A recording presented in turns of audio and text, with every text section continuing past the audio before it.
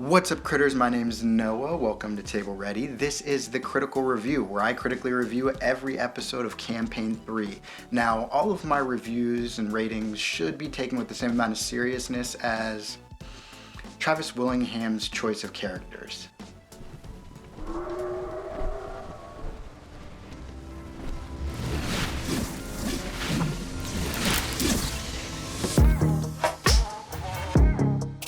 I promise this review will be quick because we need to get to the travesty.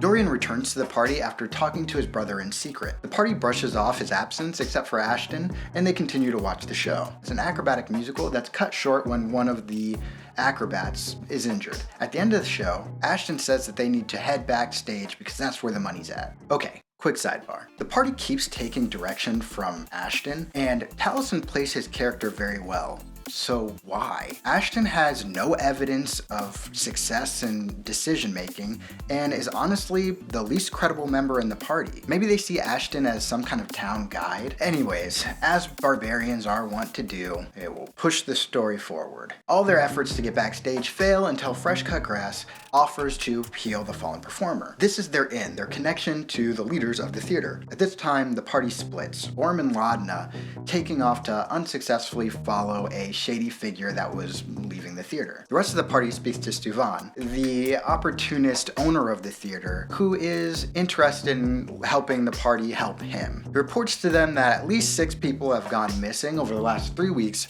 none of them seemingly connected by any means or manner. The party reunites and searches the theater, going from one dead lead to another to another. That is until they search the booth where they were seated, where they found out that 2 people disappeared from. Letters finds the word outside carved on the back of one of the chairs that they were sitting in this booth. I think that this is a not so subtle push of Matt to get them to go to where the actual issue is, which I greatly appreciate because this amateur investigation took the entire first half of the episode. Thanks, Matt. I'm gonna give you an 8 out of 10 for that. Heading outside, they end up finding what's been disappearing all these people. A wall that is not a wall and is actually a mimic. The mimic gets a surprise round, dealing 25 damage to Ashton right off the bat. This thing brings the damage. But Robbie saves the day with a natural 20. How do you want to do this with some dope lightning flavor? Really cool. In the aftermath, some very helpful guards,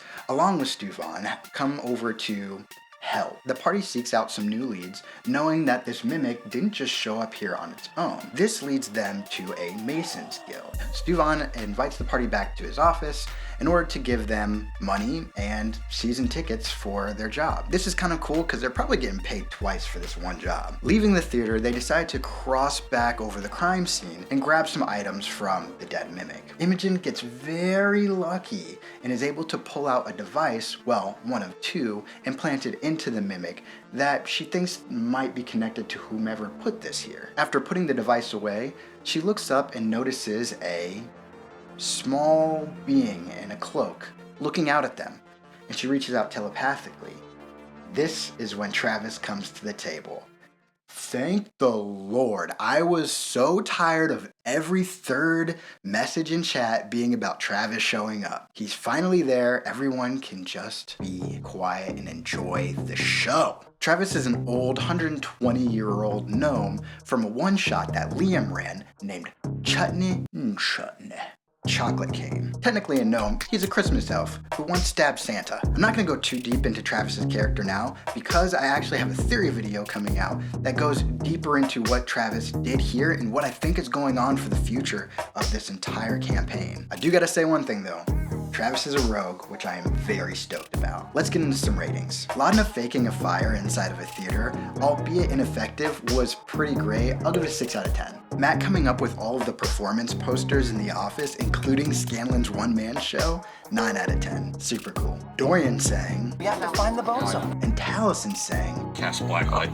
8 out of 10. Hot take, I hate Monkey. I am giving Monkey a 2 out of 10. All he does is scream. Didn't like him in Exandria Unlimited. Still don't. I'm probably on Team Sam when it comes to familiars, with the exception of Frumpkin. Ashley trying to Stonky Kong the Mimic, even though the item didn't work that way, I'm gonna give it a 7 out of 10. I love the idea, even if it did end up with a giant flaming pile of And lastly, I have to be completely honest about Travis's entry into the campaign today. It was clunky and it felt like he was just tossed in at the end of a combat, which he was.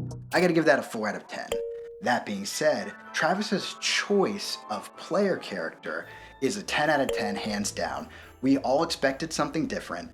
He tricked us and made it humorous. That's what comedy is. It's setting someone up to go in one direction and then switching in another that's unexpected with humor. I love it. Thank you, Travis, and I can't wait to see you play this character, Chutney. You can get a 10 out of 10 too by making a mage hand out of the like button, going down and hitting subscribe, and then writing some illusory script down in the comments section. If these videos are for nothing else, it is to start cool conversations with critters like you. Also, I'm trying to grow the channel and it's growing a little bit at a time, but I think we can do better. So if you wouldn't mind sharing with someone, that'd be awesome. Thank you guys. I will see you in my Travis video by the end of the weekend. Peace.